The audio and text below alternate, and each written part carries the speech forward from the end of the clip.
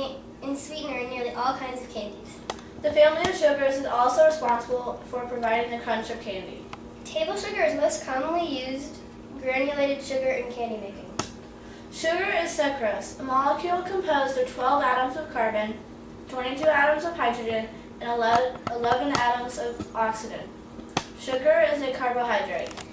It's found naturally in most plants, but especially in sugarcane and sugar beets, hence their names. Sucrose is two simple sugars mixed together, fructose and glucose. When you add a little bit of acid like lemon juice or cream of tartar, it will cause sucrose to break down and form these two sugars. When you cook up a batch of candy canes, you cook sugar, water, corn syrup, and cream of tartar at extremely high temperatures. At these high temperatures, the sugars remain in solution, even though much of the water has boiled away. But when the candy is through cooking and begins to cool, there is more sugar in the solution than is normally possible. The original candy cane is usually peppermint, but what exactly is peppermint? Peppermint is a plant which contains a type of oil called volatile. Peppermint also contains mentha. The herb peppermint is a cross between two types of mint, watermint and spearmint. Peppermint grows throughout Europe and North America. Corn syrup is an essential liquid sweetener because it is often the central ingredient in many candy recipes. Corn syrup regulates the graining of candy.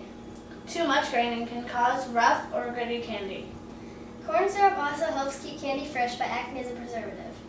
Some chemical properties of corn syrup prevent the overgrowth of bacteria.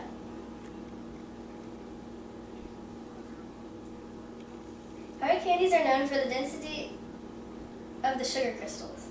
This is the basic type of candy requiring only some flavoring and lots of sugar. Food color can also be added to enhance the look of the candy.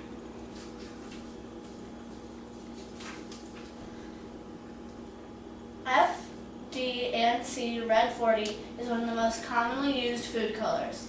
It is used in the manufacturing of many processed foods and beverages, including candies, cereals, dessert, powders, and baked goods, as well as a number of drugs and cosmetics.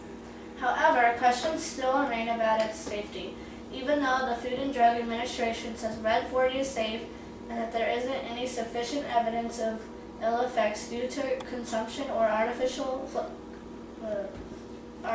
colors like Red 40 to ban them.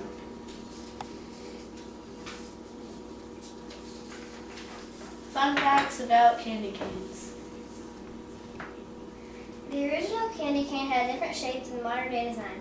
It was straight, all white, and hard. National Candy Day is celebrated on December 26th in the United States. The first candy cane was made over 350 years ago. The first historical reference in America to the candy cane dates back to 1847. A German immigrant from Wooster, Ohio, decorated his Christmas tree with candy canes. The red and white striped candy canes were first made around 1900. The traditional candy cane flavor is peppermint. However, it is also made in a variety of other flavors and colored stripes. Over 1.76 billion candy canes are made each year. The biggest candy cane ever made was 36 feet and 7 inches.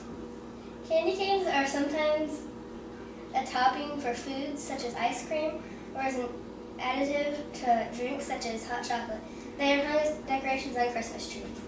Nearly 2 billion candy canes will be sold in the 4 weeks before Christmas and Hanukkah.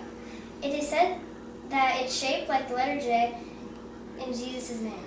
It is also in the shape of a shepherd's crook, symbolic of how Jesus, like the Good Shepherd, watches over his children like little lambs. It is a hard candy, solid like a rock, the foundation of the church. No more wooden candy canes, now it's time to make some real ones. Okay, first we're going to put in 1 cup of sugar.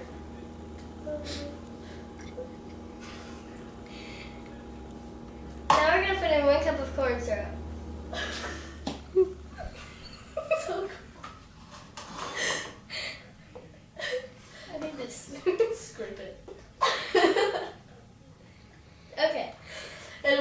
of water. We are going to mix this all together, then heat it up until it reaches 305 degrees Fahrenheit. Using this candy thermometer. The mixture has reached 305 degrees Fahrenheit. Now we're going to add the peppermint and the cream of tartar. We put red food coloring in half of it and we poured it all in the pans. Now we have to wait for it to cool so we can shape it into candy canes. Now we're shaping the candy canes. If they turn out, you might get to eat one. Yay. Okay.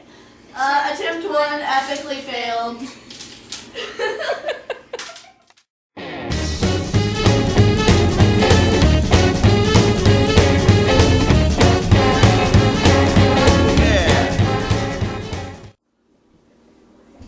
Hi, I'm Mari, And I'm Brooke.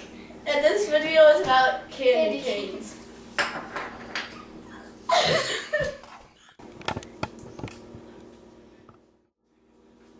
Hi, I'm Mari.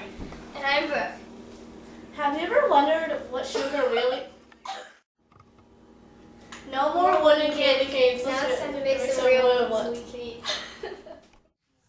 We are going to stir this up until it reaches 305 degrees Fahrenheit.